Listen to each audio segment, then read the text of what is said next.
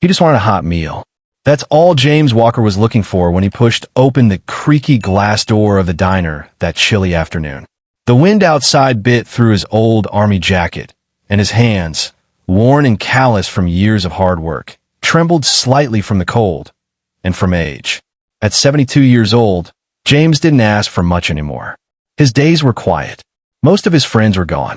His kids were scattered across the country, busy with their own lives. But that day, his craving was simple.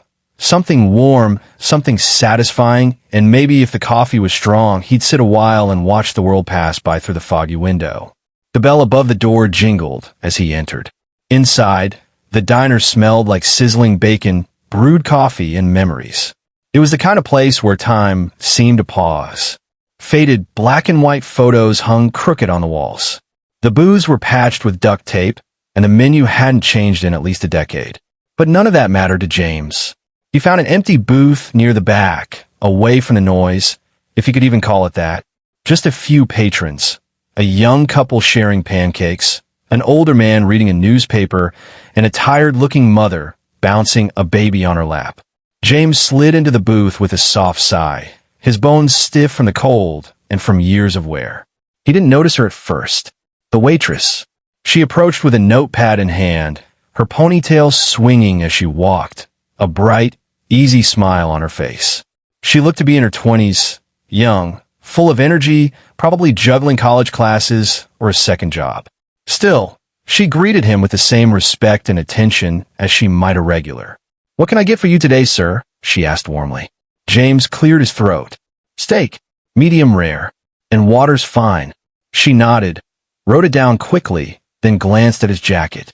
Her smile softened. "Coming right up," she said, but there was something different in her tone, something almost thoughtful. James leaned back in the booth and looked out the window.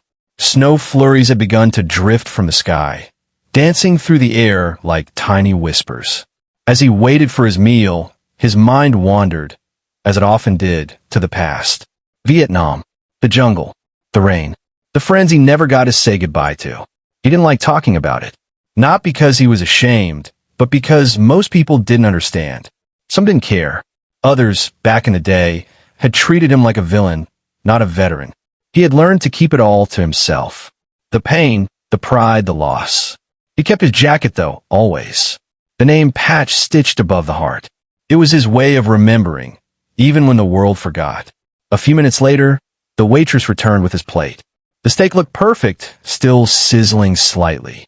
She set it down gently, smiled again, and walked away. And that's when he saw it. A napkin, folded carefully, placed beside the plate, not beneath it. James reached for it, thinking maybe it was just extra. But as he unfolded it, his hand stopped mid-air. There was writing. Small, neat, handwritten in blue ink. He read it once, then again, and everything around him stopped.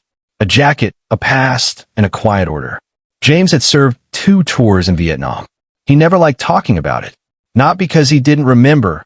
He remembered everything. In fact, that was the hard part. The jungle heat. The smell of gunpowder. The friends he lost, some in battle, others to time and trauma once they returned home. He enlisted when he was just 20, full of grit and duty. He left behind a small town, a proud mother, and a little brother who idolized him. But when he came back, the world was different. He was different, and so was the way people treated him. Some crossed the street to avoid him. Others gave him dirty looks at the airport. No welcome home banners. No parades. No thank yous. Just silence, or worse, judgment. So, over the years, James did what many others like him did. He closed the door on that part of his life. Not completely, because you never truly can, but just enough to move on. He never took off his jacket, though. That faded olive green army field jacket was the one thing that still connected him to his brothers in arms. It was worn now, frayed at the cuffs, soft at the shoulders. The name Patch, Walker, still clung to the chest, though some of the stitching had come loose. People rarely noticed it, and if they did, they didn't say anything. James wasn't looking for recognition anyway. Not after all these years. On that particular day, the wind was biting, and the sky had the heavy look of snow. James stepped into the diner with slow, stiff steps. The little bell above the door gave a cheerful ring as he entered, but it didn't match the mood in his chest. He scanned the room. It was quiet. A young couple sat near the window, leaning in close over a plate of pancakes. A mother nearby spoon-fed mashed carrots to a giggling toddler in a high chair. A middle-aged man stirred his coffee, his eyes lost in a newspaper. Good. No crowds. No fuss. Just how James liked it. He made his way to a booth in the back, easing into the seat with a small grunt. His knees always ached in the cold. He settled in, sighing as he rubbed his hands together for warmth. That's when she appeared. The waitress. She was in her mid-20s, maybe younger, dressed in black jeans, sneakers, and a diner apron. Her brown ponytail bounced lightly as she walked. Her notepad was already open, pen ready. But it was her smile that caught his attention. It wasn't fake. It wasn't the kind of smile you give because it's part of the job. It was genuine, kind. Like she actually cared. "What can I get for you today, sir?" she asked, her voice soft but cheerful. James looked up. "Steak," he said. "Medium rare. And water's fine. No need for small talk. No room for more." She nodded quickly. "Coming right up." He gave a slight nod, barely noticeable. Then she turned and walked away toward the kitchen. Simple. Ordinary. Nothing unusual, at least, not yet. James leaned back in his seat and looked around again. He had no idea that this quiet moment, this ordinary meal, was about to become something he'd remember for the rest of his life. He had no way of knowing that the young woman who just took his order would, within minutes, bring more than just a steak to his table. She would bring something far more powerful, and it would stop him cold. James was halfway through his steak when he noticed something different. He'd been cutting slowly, savoring each bite, lost in his thoughts, when his eyes caught the edge of a napkin folded neatly beside his plate. It wasn't placed underneath the utensils like the others. This one was deliberate, gentle, like it had been left there on purpose. Out of habit, he reached for it, thinking maybe the waitress had just given him an extra. He lifted it casually, intending to wipe his mouth. But then he paused. There was writing. Small, careful handwriting. A bluing pen. Simple, yet intimate. His weathered fingers trembled slightly as he unfolded the napkin, revealing the full message inside. He read it once. His heart skipped. He read it again, this time slower. "My granddad was in Vietnam, too. He never talked about it, but I know he carried it with him every day. Thank you for caring so much so we could live free. You're not forgotten." That was all. A short message. No name. No signature. Just a few lines from stranger. But those few words hit harder than any speech or parade ever could. James sat still, fork frozen midair, as the world around him blurred. The low murmur of conversation, the clatter of dishes, even the sizzling from the kitchen, all of it faded into the background. He was no longer just a man in a diner. He was 22 again, back in the dense jungles of Southeast Asia, back under the weight of a rucksack, back beside brothers he'd never forget and would never stop missing. His breathing slowed, his chest tightened, not with sadness, but with something deeper. Recognition. That simple napkin carried more meaning than he could put into words. Because in all the years since his return, so few had ever truly acknowledged the burden he carried. Not just the physical scars, but the invisible ones. The kind that stayed buried. The kind even family didn't always understand. James blinked, eyes misting. He wasn't the type to cry, not openly. But this time he didn't fight it. Because for the first time in a very long time, someone saw him. Not just as an old man in a jacket, but as a veteran, a protector, a man who gave up his youth so others could live with freedom. He looked down at the napkin again, holding it like it was something sacred. My granddad was in Vietnam too. That line stuck with him. Maybe that's why the young waitress had been so kind. Maybe she knew, not because she had lived it, but because she'd seen what it left behind. James looked around the diner. No one seemed to be watching him. The couple was still chatting. The toddler was giggling. Everything seemed normal, but he wasn't the same. That folded napkin didn't just hold a message. It held closure. It held thanks he'd waited a lifetime to hear. And it came not in a grand gesture, but in the quietest, most unexpected way. He folded it again, carefully, with both hands. slipped it gently into his jacket pocket, right over the stitched name on his chest. He would keep it, because in a world that often forgets the sacrifices of people like him, this small act reminded him that someone remembered. And sometimes, that's all a veteran really needs. The steak was nearly gone, but James had barely touched it since reading the napkin.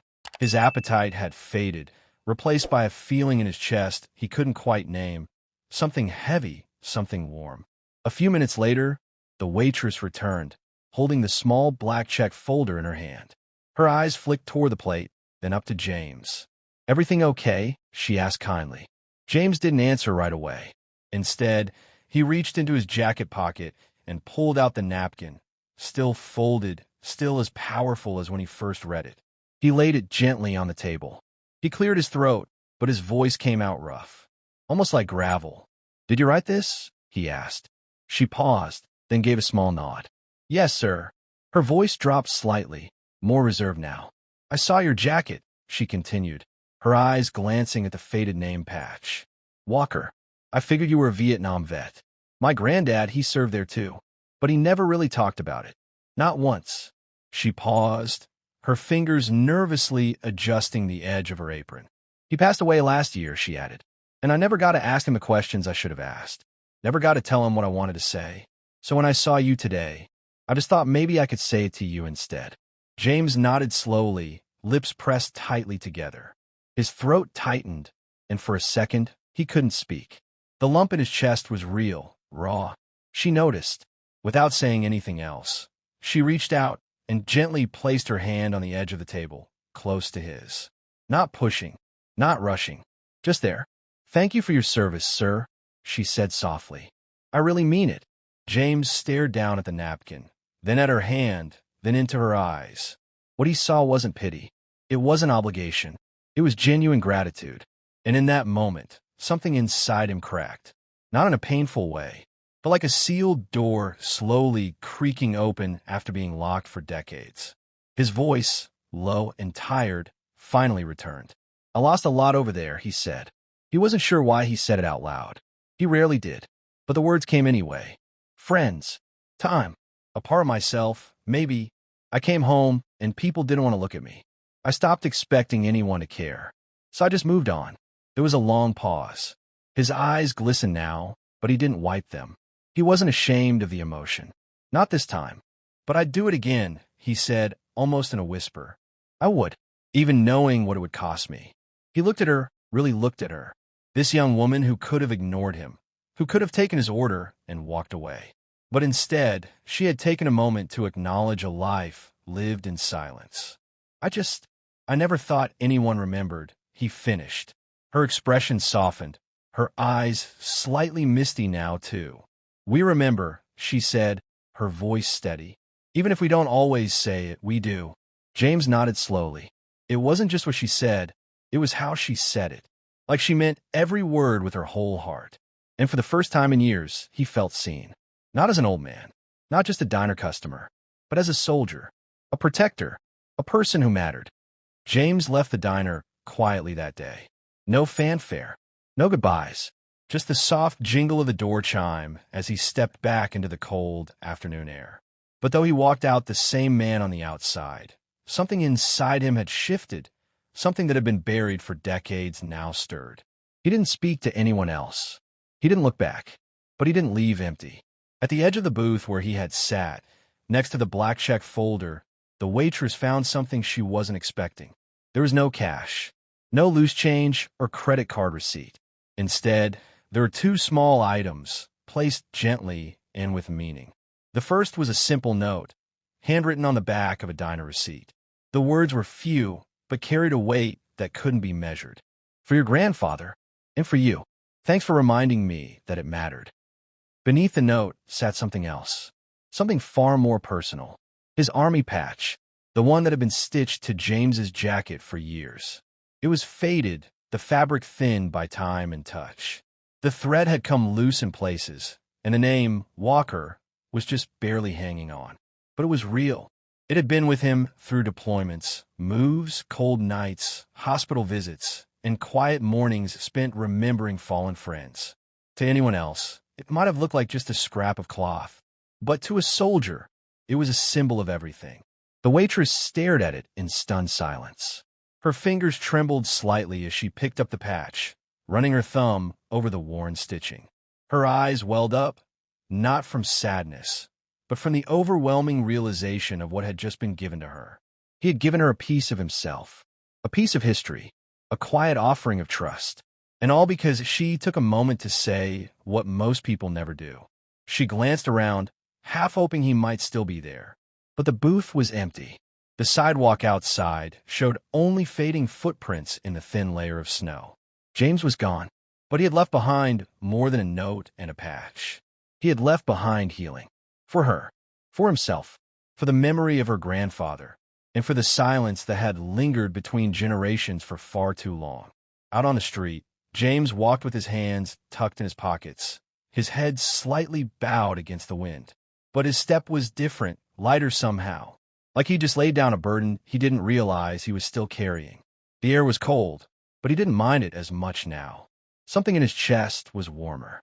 As he walked past the parked cars and quiet storefronts, he thought about the girl, about the note she had written, about her grandfather, and about all the years he had spent wondering if it had been worth it. And now he knew it had been. All it took was a few handwritten words, a kind gesture, and someone willing to see him, not as a relic of war, but as a human being who once stood tall for something greater than himself. Sometimes it only takes a few words to change someone's day, and sometimes it changes their life.